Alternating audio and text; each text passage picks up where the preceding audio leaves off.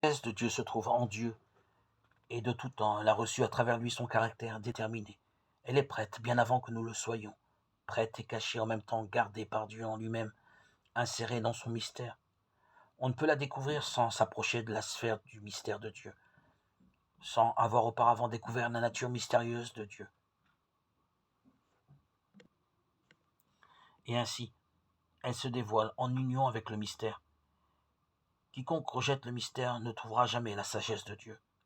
Le mystère ne ressemble pas à une cassette que l'on pourrait s'accaparer avec son contenu, pour ensuite s'approprier le contenu et rejeter la cassette. Sagesse et mystère forment une unité permanente.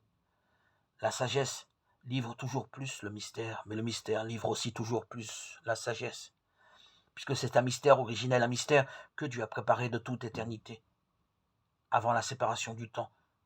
Il se trouve que toute la création temporelle repose sur le mystère d'amour du Père, car le Père nous aimait avant que nous soyons, de même que le Fils nous aimait dans le Père avant que nous soyons, et que l'Esprit qui anime l'apôtre Paul et par lequel il parle, l'Esprit qui lui a inspiré la parole de prédication, lui confère son ministère et lui révèle le mystère.